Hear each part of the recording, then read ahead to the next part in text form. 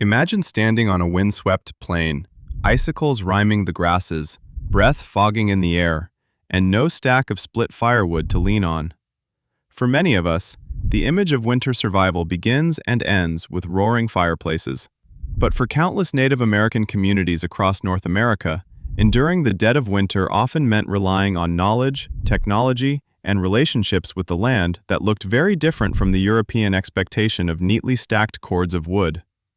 This is a story about innovation, adaptation, and deep environmental intelligence. Long before European contact reshaped landscapes and supply lines, indigenous peoples had developed region-specific strategies to cope with extreme cold. Survival started with mobility and seasonal rhythms. In the subarctic and Arctic, where trees are sparse or absent, many groups practiced seasonal migration, following herds of caribou and seals and moving between coastal, riverine, and inland camps.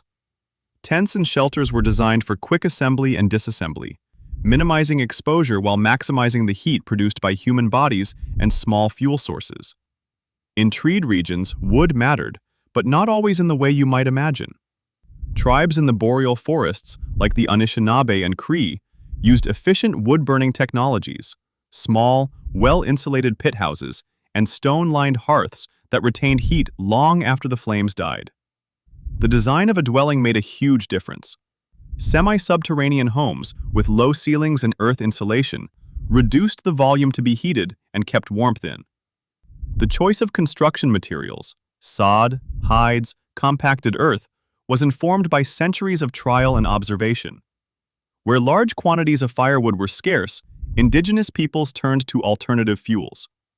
Whale and seal oil provided reliable, high-energy fuel along Arctic coasts. In treeless tundra, dried peat and compacted moss were valuable sources of heat. Some communities harvested driftwood deposited by rivers and ocean currents, hauling it long distances. In prairie regions, buffalo chips, dried bison dung, served as a practical combustible, abundant and readily collected. These fuels were carefully prepared and stored during warmer months to ensure a steady supply when winter tightened its grip. Clothing and textiles were equally crucial. Arctic and subarctic peoples developed multi-layered clothing systems using animal skins and furs selected for insulating properties.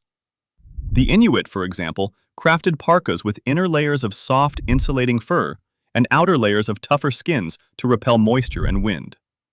Sealskin, caribou hide, and beaver fur were sewn into garments with precise stitching that trapped warm air and repelled wet. Footwear was tailored to prevent frostbite and to keep out snow. Fur-lined boots with double-layered construction were the norm. Women's and men's clothing reflected deep anatomical knowledge. Cuts and seams were placed to preserve warmth in critical areas while allowing mobility. Food preservation and communal sharing amplified resilience. During bountiful seasons, communities cached meat, fish, and fats in cold storage pits, snowbanks, or suspended racks. These reserves not only provided calories, but also concentrated fat necessary for heat production in the body. Social systems also mattered. Extended family networks and reciprocal obligations ensured that when a household's resources ran low, others would help. Winter was managed collectively, not individually. Technology extended to the architecture of houses in surprising ways. In some regions, smoke management was ingenious. Tightly sealed dwellings with small smoke holes retained heat and reduced drafts, while stone hearths radiated heat slowly. The use of kuluk, a seal oil lamp used by Inuit, produced both light and a steady, manageable source of heat inside igloos and sod houses. Wells' honed airflow understanding prevented the buildup of noxious fumes, and sleeping platforms were raised above the floor to capture the warmer air layer. Finally, cultural knowledge stories, observations, and passed-down rules of thumb was a central survival tool.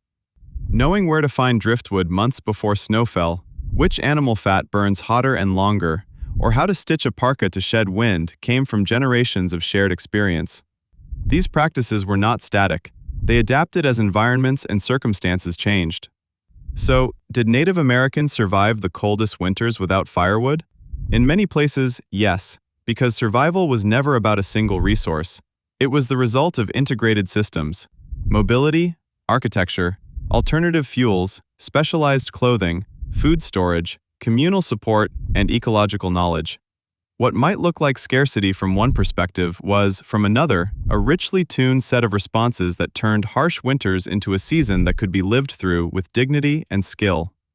Understanding that complexity reshapes how we think about resilience and the wisdom embedded in indigenous lifeways.